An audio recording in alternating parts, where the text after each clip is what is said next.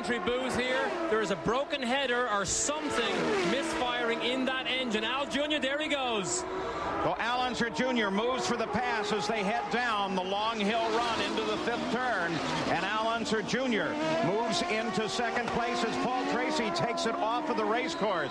Whatever it was, he knew it was terminal. Gary, do they know that in the pits? No, the crew does not know why. We checked with them, and they said, we don't know what it is. They knew there was a problem. They've watched the monitor. They've seen what you just reported, and now they go back to the other side of the wall, and they'll await the return of their man. Boy, looked like, as you were saying just minutes ago, looked like he had this thing wrapped up. Well, Paul Tracy shortcut the course and is now climbing the hill to the pit area, so we'll keep track of that because at the lead there is no fight going on now. It's Al Unser Jr.'s race to try and take away from Jacques Villeneuve. As here comes Paul Tracy. He slows to a stop. He throws the wheel off and he's ready to climb out of the car right away. Whatever it was, he certainly knew what it was. Well, he gets to take an earlier flight back to Canada than he anticipated. His wife Tara due to deliver today their 2nd child, so he would have liked to have stayed in competition for Villeneuve for a little bit longer, but Tracy's day unfortunately is over because we may have had a doozy at the end. What this does is gives this man a little bit of breathing room. He came across the line on the last lap about a 2nd and a 3rd ahead of Al Unser Jr. The 2 Penske cars now in pursuit. And you were right. As they came past, it sounded like a broken header, and that's exactly what they're reporting. And Villeneuve will now look in his mirrors and see a different helmet color. He'll know Tracy's gone, so his job has just gotten a little bit easier. Now, I'm not sure Al Jr., if he gets close enough to Villeneuve, will take a risk and poke his nose down the inside, because Villeneuve will bang wheels with the best of them when he's going to fight for his first win. I'll tell you what, you and I are a little different. I'm not so sure looking in my mirror and seeing Al Unser Jr. there is going to make me feel any better at all. Let's go to the pits once again in Jan Beekes. When you guys are talking about Jacques Villeneuve, the man who talks to him on the radio is, of course, Barry Green, team owner. He asked him 2 laps ago, he says, Jacques, all we need is 8 perfect laps, and this is yours. And, of course, now Barry has told him that one of those persons chasing him is now out of the fight. Oh, don't put pressure on the kid. 8 perfect laps, no problem. 14 turns here. Good news about this course is most of the turns are relatively classic. There's nothing that's really tricky and off cameras or anything. And if you get your rhythm, suddenly you click off those laps. But it is nice to come by here and you'll see his pit board count the laps down. But it is not over yet. Let's go up the pit road. Gary Gerold's with Paul Tracy. I know it's a bitter pill to swallow 2 weeks in a row, and maybe this one, I don't know. It looked like you had everybody covered so well, Paul. Now, clarify, was it a header? Well, I don't know what it is. You know, we had everybody covered pretty easily, and then on the restart, I started losing power, and, you know, Jacques just drove right by me, and, you know, it's just a shame to have a mechanical failure this late in the year. You know, we should have all this kind of stuff covered, but, you know, it's a shame. You know, we've just missed. We're not in 3rd. We could have been jumped into 3rd. We're trying to get Emerson in the championship. It's pretty much all but done now. Was the mechanical failure the reason that Jacques was able to challenge so effectively on the restart? Yeah, he was, you know, the motor was just flat. It was, you know, the valve started blowing and the motor went flat, and then, you know, it just started losing more and more power, and he was just able to drive away on the straights. Was there contact between you and Villeneuve? Yeah, there was. You know, he went on the inside, and I was trying to stay with him, and he went wide, and we touched wheels at the exit. But it was good racing. I hope he ends up winning the race, because following him, he's not putting a foot wrong. He's driving a good race. I know you're also concerned about your wife, who's expecting your 2nd child almost at any time. Well, I think that'll be the joy for the day if it comes today. This is a bitter disappointment for myself and the team, and you know, I'm very upset with what's happened. Thank you, Paul. Boy, for once I was right. I actually figured out that it could be something other than that pace car, a faltering engine, and he just confirmed me. Possibly. Chalk 1 in my column, first time in 4 years. Come on, give me a break. Well, Villeneuve is clicking off those 8 perfect laps, but look at Al Jr. beginning to turn the heat up. He is getting closer to Villeneuve. Ford engine versus Ilmor, Reynard versus Penske. In the last 8 years, only 3 teams have won here with 5 drivers: Penske, Newman, Haas, and Patrick. That could be about to change.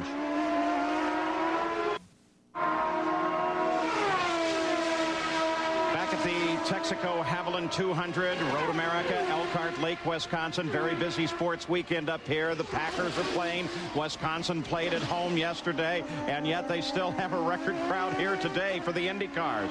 Now, Al Unser Jr., as you saw by the interval, has been closing in. But, Derek, is it a chance worth taking? Oh, I don't know. The door will have to be left wide open by Villeneuve for an Al Jr. to stick his nose down the inside. Remember, he saw Tracy and Villeneuve bang wheels in that first corner, and it looks as if Villeneuve's car does have the legs on Al Jr. down the straight. But under braking, Al Jr. definitely seems to gather him up a little bit. Something else to remember. Al Unser Jr. is right now in the position that would earn him the championship. If he tangles here and goes off course, that possibility is shot for him. Who love.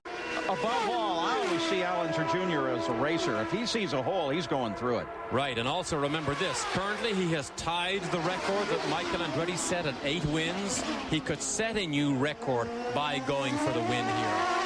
So Al Unser Jr. with a chance to wrap up the championship here very early in the season with 2 races to go after this. Nazareth next week, we'll have coverage of that. And then, of course, on the 9th of October at Laguna Seca, California, what almost always turns into a free-for-all. And you'll see that coverage here on ESPN. Everybody watching the television now. Hey, Roger, give us a wave. No, he wouldn't do it. It was worth a try, though. Have a look at the oil on the front of Al Unser Jr.'s helmet when we get a good close-up look. I wonder where's that coming from? Was that coming from Tracy's car? Because we know he is retired with a mechanical failure, but the front of Al Jr.'s car is normally white. And that is very definitely well covered in oil. Oh, no. Mario Andretti, who was doing so well in 5th place, sits by the edge of the course. Fuel, maybe? Couldn't be. Well, now that allows Fernandez to move up to that 5th place, and then Bozell, Scott Goodyear, Johansson, and Rahal all behind him, as Scott Sharp now moves up into the top 10. So Mario's bad news is good news for a number of others. Michael Andretti out of the car. Race over. So let's go to the pits, get an update from Gary. Radio says that Mario had plenty of fuel. The engine just cut out, Paul. Oh, boy. Michael Andretti, no indication as to why he brought it in and out of the car. Remember, he had 2 tires go down on him, and those the treads of those tires could certainly have done a lot of damage to the car in those runs. But Michael Andretti, after starting 20th, still occupies 17th place, but is going down through the field. Again, another chance to pass, and he can't get it done for Al Unser Jr.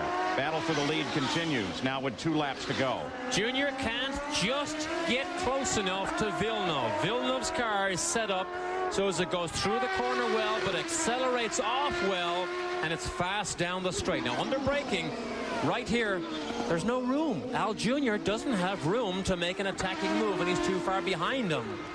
Here's the carousel. Watch how the gap closes in. Maybe only half a car width. But from here on in, let's follow them all the way down to Canada Corner. Villeneuve was the fastest man down this straight at over 200 miles an hour during practice and qualifying. He doesn't lose Al Jr., but Al Jr. can't get close enough. Once again, an opportunity to pass missed for Al Unser Jr. By the way, we've got something very special for you next week in the run at Nazareth. On ESPN, you're going to see coverage just like you are now. But those of you lucky enough to have ESPN2, well, there we will have primarily on-board coverage throughout the entire run. It's an experiment that sounds like it's going to be a lot of fun. White flag comes out. Jacques Villeneuve on his way to victory. 2 key passing zones ahead. Will Al Unser Jr. try him? Al Unser Jr. may not. If he stays there, he has the championship anyway. But let's remember, little Al loves to race and loves most of all to win. Great shots as they go away from our cameras. You can see both cars off the racetrack over those very dirty rumble strips. But Villeneuve hanging on. He may make history here. The Canadian newspapers may be full of this man tomorrow, but Junior is closer than ever. Two incredible possibilities here, a championship and a first-time win for a very deserving young man and a team that has worked very hard all year. Another win in the column for the Reynards this year as well. Al Unser Jr. now really moving into where he has but one more chance, and that will come at Canada Corner. And to satisfy Barry Green, he only has half a perfect lap to do. Look at Al Jr. He's further behind than he was before. Al Unser Jr., maybe he's set in a position to try to get a little momentum as he runs down through the kink. If he gets through the kink here, Villeneuve without trouble. Al Jr. is too far behind. He is too far behind unless Villeneuve throws this thing into the bushes. One critical corner, a lot of careful braking here as Jacques Villeneuve makes that turn. The race could be his. The championship looks like it's Little Al's. They make the final set of turns. Coming up to turn 14. A championship and a first-time winner decided as Jacques Villeneuve becomes the 212th driver since 1909 to win an IndyCar race, and Al Unser Jr. takes the championship for Penske Racing. Al wins his second championship, his first coming in 1990. And the celebrations will begin at both ends of the pits. Villeneuve pulls off the edge of the race course. Apparently, he stretched the fuel right to the end. Unbelievable. Gary Gerould? Well, we've got both microphones here. Come on in, Ned. The radio network is here. Roger, the emotion of a championship, the first since 1988. Well, it's amazing. I'll tell you, these guys have just done an outstanding job on this team to bring these cars home. Al, what a great pick to get him on our team this year. I want to congratulate Emerson, obviously, and Paul had a rough break today, but Villeneuve drove a super race. But again, Al had to finish this race up to make this championship be a reality. But again, I take my hat off to our sponsors and everybody else. So many things have happened. The new engine program, the success at Indianapolis under that pressure cooker of time, and then this steamroll through this season. Have you ever experienced anything quite like this? Well, it's a point in time, as I've said to everyone. You know, we're on top today. It'll be somebody else tomorrow, but it's a fantastic feeling, and I'm just glad to be here. And I want to thank everybody who's been involved in this program, our sponsors, our folks in England, the engine shop, and just everyone for all the support they've given us. We'll see you in Victory Lane. Thanks a million. Thanks.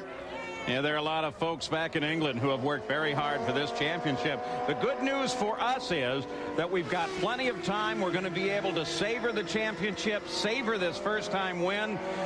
The battle for second place will still continue. Look at this. The young man walks back all by himself, leaving his car by the edge of the race course. He isn't even going to have the pleasure of being able to drive into Victory Lane, but he is the winner nonetheless. First car this year to win without any red on the car. Jan Vikas knows how to get an exclusive. Well, we had the opportunity to catch up with Jacques Villeneuve as he was walking back, waving to the crowd. Now Tony Cicali comes up and gives him the hug.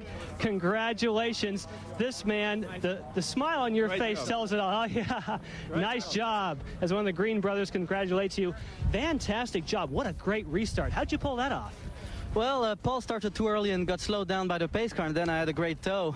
And there was just a little bit of room to the inside, so I went for it, locked the wheels. Then I was hit from behind and just fought for it, and it worked.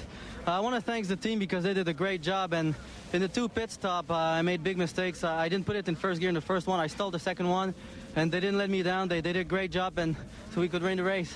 But tell everyone at home, what does it feel like to win an IndyCar race after just thinking about that your whole career? What's the emotion there? Oh, it's great. Mostly when you got Junior in your mirrors for the 5-6 last laps and he's quicker than you. That was tough, but the car was going really well with full tanks and with little fuel as well. So the team just did a great job. Well, we all enjoyed watching this young man really do a job of driving today. Hey, Gary, what do you got? I tell you what, isn't it a great day when you can have two great victory celebrations? The emotion for young Jacques Villeneuve enjoying this victory, having to walk back, and here just outside Victory Lane on the front straightaway where they were running 200 miles an hour moments ago, Al Unser Jr. is now savoring. It's sinking in. The pressure's off. The championship is his. The helmet's off as well. The earplugs are out. Junior reaching around. They've already already got, of course, the championship hats. There goes the first one on his head.